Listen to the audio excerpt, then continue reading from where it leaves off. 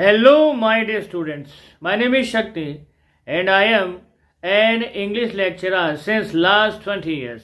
And today we will start chapter number 8 from the book Flamingo. Chapter number 8, Going Places by A.R. Barton. If you are new on our channel and if you like the video, subscribe the channel and press the bell icon so that you can get the notifications of our videos firstly. So without wasting a single second, let's start the topic, going places. So here is a brief introduction of the writer A.R. Barton has been given. Let's go through it. तो A.R. Barton जो है एक modern writer है, Zurich में रहते हैं और अंग्रेज़ी में लिखते हैं. तो इनकी जो कहानी हम पढ़ने वाले हैं, गोइंग प्लेसेस, जो बार्टन ने लिखी है, ये दरअसल जो नौजवान लड़के लड़कियां हैं उनकी जो फैंटेसीज हैं और हीरो वर्शिप है उसको बहुत ही गहराई से रिवील करती है. तो कहानी स्टार्ट होती है सोफ़ी और जेंसी की बातचीत से. सोफ़ी हमारी कहानी की मेल लीडिंग कैरेक्टर है और सोफ़ी के आसपास ही ये सारी कहानी घूमती है. तो फर्स्ट लाइन है चैप्टर की कि जेंसी कहती है कि जब मैंने सोफ़ी से विदाई ली अपने स्कूल से घर की तरफ बढ़ते हुए, तो सोफ़ी ने कहा कि वो जो है एक बुटीक खोलने वाली है. तो जेंसी उस समय जो है उसके हाथों में हाथ डाल करके चल रही थी गली के अंदर ही, और जब सोफ़ी ने ये बात कही कि वो जो है एक बुटीक खोलने वाली है, तो ये सुन करके जो जेंसी है थोड़ी सी डाउटफुल हो गई. तो जेंसी ने कहा, बोले सोफ़ी बुटीक खोलने के लिए काफ़ी पैसा लगता है, तुम्हें पता होना चाहिए. तो सोफ़ी ने कहा कोई बात नहीं, मैं जो है कोई ना कोई रास्ता ढूंढ ही लूँगी. और ये बात कहते समय वो गली के एंड की तरफ देखने लगी. तो जेंसी ने अपनी बात को आगे बढ़ाते हुए कहा कि इतना पैसा इकट्ठा करने में तो सोफ़ी तुझे बहुत ज़्यादा समय लग जाएगा.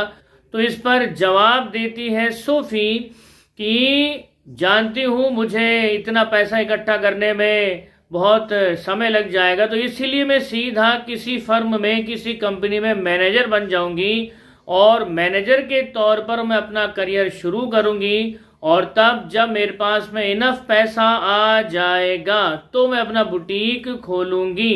तो ये सुनकर के जेंसी उसे जवाब देती है, बोले सोफ़ी होश में आओ, भला कौन तुम्हें सीधे ही अपने कंपनी में मैनेजर बना देगा. तो इतना सुनते ही जो है सोफ़ी बोलती है, बोले मैं बिल्कुल मैरी क्वांट की तरह काम करूंगी, मैं बिल्कुल मैरी क्वांट की तरह ही बनकर के दिखाऊंगी, मैं बिल्कुल नेचुरल रहूंगी. और जब वो मुझ में ये काबिलियत देखेंगे शुरू से ही, तो डेफिनेट सी बात है मुझे वो स्ट्रेटली मैनेजर बना देंगे. और उसके बाद मैं जो है शहर की सबसे आलीशान, सबसे शानदार और सबसे जो है बेहतरीन एक बुटीक शॉप खोलूंगी जो आज से पहले शायद इस शहर ने कभी देखी होगी. तो इतना सुनते ही जेंसी थोड़ी सी जो है परेशान हो गई, क्योंकि जेंसी बहुत अच्छे तरीके से जानती थी कि उसका और सोफ़ी का तो जो जन्म है वो बिस्कुट की फैक्ट्री में मजदूरी करने के लिए हुआ है.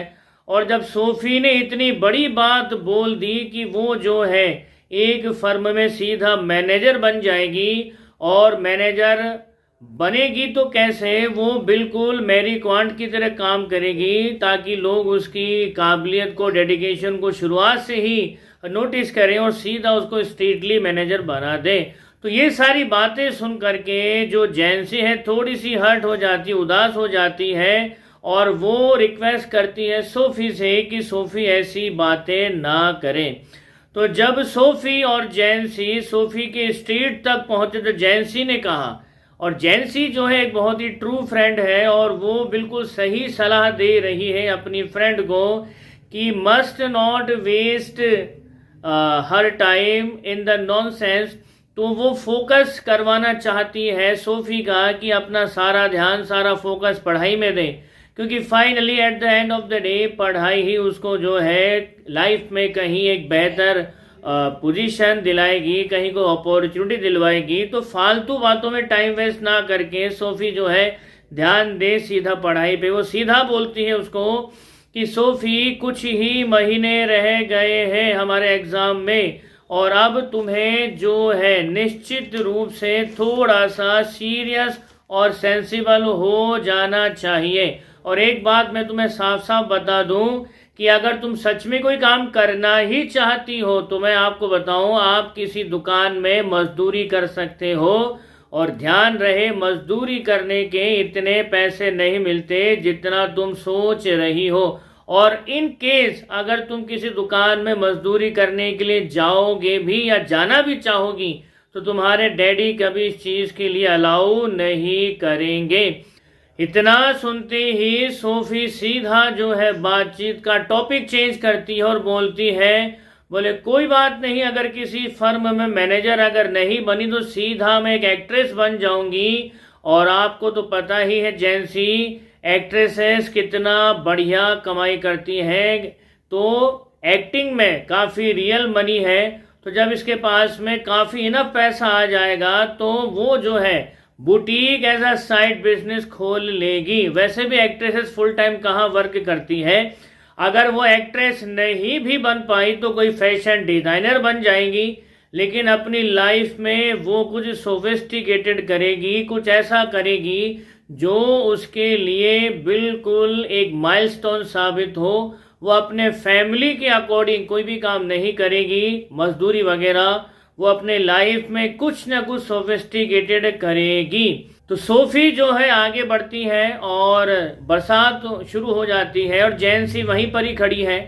तो जाते जाते सोफ़ी एक बात बोल के जाती है कि अगर मेरे पास में इतना पैसा कभी आया तो मैं इस शहर का सबसे शानदार बुटीक खरीदूंगी ही खरीदूंगी। इतना सुनते ही जेंसी बोलती है, कोई बात नहीं मेरी प्यारी बहन, अगर कभी तुम्हारे पास में इतना पैसा आ भी जाता है तो एक काम कर देना, मेरे लिए एक बहुत ही डिसेंट सा ब्लेस्ड सा घर खरीद करके दे देना जिसमें हम लोग रह सके, मैं तेरा बहुत बहुत एहसान मानूंगी। तो इतना कह करके जो है जेंसी भी आगे बढ़ गई और सोफ़ी भी अपने घर की तरफ आगे बढ़ गई। तो जिस समय सोफ़ी ने अपने घर में एंटर किया उस समय उसके जो डैडी हैं वो जो है शेफर्ड्स पाई जो है खा रहे थे। एक्चुअली खा नहीं रहे थे, अपने मुंह में जितना ठूस सकते थे ठूस रहे थे। तो उनका गोल मटोल चेहरा जो है पूरे दिन की जो कड़ी मेहनत एज अ लेबरर उन्होंने करी थी उसकी वजह से पसीने में था। और दिन भर के पसीने के बाद जो शरीर से एक स्मेल आती है और पसीना जमने के बाद जो एक सिचुएशन क्रिएट करता है, कुछ ऐसा ही लुक आ रहा था सोफ़ी के डैडी का। तो वो उस समय जितना शेफर्ड्स पाई अपने मुंह में ठूस सकते थे उतना वो ठूस रहे थे। जब वो अंदर आई, जब सोफ़ी घर के अंदर एंटर होती है तो जो सोफ़ी का सबसे छोटा भाई है डेरेक, वो सीधा अपनी बहन को देख करके बोलता है, वो डेरेक जो उस समय अपने पिता की कुर्सी पे पीछे झूल रहा था, और बोलता है, बोले डैडी, दीदी को ऐसा लगता है कि पैसे जो है पेड़ों पर उगते हैं। और उसकी ये बात सुन करके उसकी वो माँ जो उस समय किचन में थी उसने एक ठंडी आह भरी, बोले हे भगवान, इस लड़की को आखिर अकल आएगी तो आएगी कब। तो सोफ़ी जब घर के अंदर एंटर होती है तो उसने देखा कि उसकी माँ जो है सिंक में जूठे बर्तनों को साफ कर रही है और उसकी माँ ने एक एप्रन पहना हुआ है। तो सोफ़ी थोड़ी सी जो है हैरान हो गई, परेशान हो गई कि उसकी माँ को तो इतनी भी सेंस नहीं है कि इतने शानदार एप्रन को भला किस तरीके से पहना जाता है।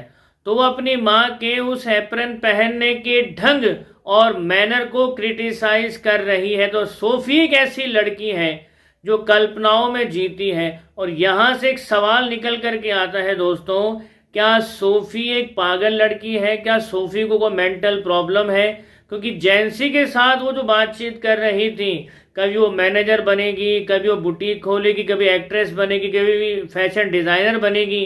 तो आप बहुत अच्छे तरीके से जानते हैं, आप किसी भी फील्ड को जब पिक करते हो तो उसमें बहुत ही हार्डवर्क लगता है और उस फील्ड में सक्सेस होने के लिए हार्डवर्क के साथ आपको लक भी चाहिए। लेकिन सोफी अपनी बातों को इस तरह से कह रही थी मानो ये सब करना उसके लिए पीस ऑफ केक हो।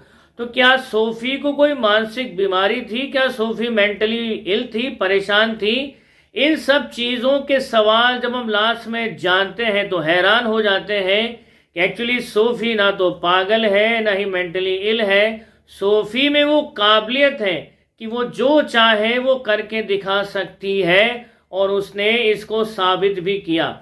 जैसे जैसे हमारी कहानी आगे बढ़ेगी आपको भी इस चीज़ का एहसास हो जाएगा कि सोफी एवे ही मजाक या बकवास नहीं कर रही थी कि वो जो भी करना चाहती है वो करके दिखाएगी। एक्चुअली उसमें ये काबिलियत है, उसके अंदर इतनी ज़बरदस्त काबिलियत है कि वो किसी को भी कन्विंस कर सकती है उस पर्टिकुलर काम के लिए जो वो काम किसी से करवाना चाहती है। तो कहानी आगे बढ़ती है। तो जब उसने अपनी माँ को सिंक में बर्तन साफ करते हुए देखा, वो माँ जो एप्रन को पहने हुए थी, लेकिन एप्रन पहनने का वो ढंग उसे बड़ा बेहुदा लगा और वो अपनी माँ के बारे में विचार ये करती है कि मेरी माँ को तो जो है एप्रन पहनने के भी तौर तरीके नहीं आते। तो उस समय जो किचन की स्थिति थी वो कुछ ऐसी थी, शाम का अंधियारा जो है घिरने लगा था, खिड़की से सूर्यास्त के समय का सीनरी दिखाई दे रहा था और उस छोटे से कमरे के अंदर थोड़ा स्टीम भर गया था स्टोव की वजह से। और जो उसके डैडी बाहर जो है जो शेपर्ड्स पाई खा रहे थे, तो शेपर्ड्स पाई खाने का मैनर, किचन के अंदर बर्तनों का ढेर, स्टोव जल रहा था तो स्टीम निकल रही थी वहां से। तो ये सारी की सारी चीजें देख करके सोफी का जो है थोड़ा सा दम घुटने लगा। तो वो थोड़ा सा फ्रेश एयर लेने के लिए वहां से बाहर निकलती है और वो ढूंढती है अपने भाई जियोफ को। और यहीं पर हमारी कहानी शुरू होती है दोस्तों कि उसने आखिर अपने भाई जियोफ को किस तरह से कन्विंस किया उस चीज के लिए। Title of the text is going places. Sophie was very fond of to travel distant part of the cities or countryside, but she had never been allowed by the family members to take her with anyone, even with the mom, even with the dad, even with the elder brother Geoff। तो उसको हर तरह से मना कर दिया गया था या उसको हर तरह की मनाही थी कहीं पर भी जाने की, क्योंकि सोफी जो है कुछ इस तरह की लड़की थी, वो फैंटेसी में जिया करती थी, कुछ ज़्यादा ही लंबी चौड़ी बातें किया करती थी, जिसकी वजह से डैड को, सोफी के डैडी को थोड़ा सा डर था कहीं इसकी बकवास की वजह से कहीं कोई व्यक्ति उसके परिवार का किसी तरह की मुसीबत में ना आ जाए। तो इसके फर्स्ट पार्ट में हम इतना ही करते हैं। इसके सेकंड पार्ट में इस चैप्टर के इवेंट्स को और डिटेल में एनालाइज करेंगे। तब तक आप खुश रहिए, मुस्कुराते रहिए। जय हिंद, जय भारत, वंदे मातरम।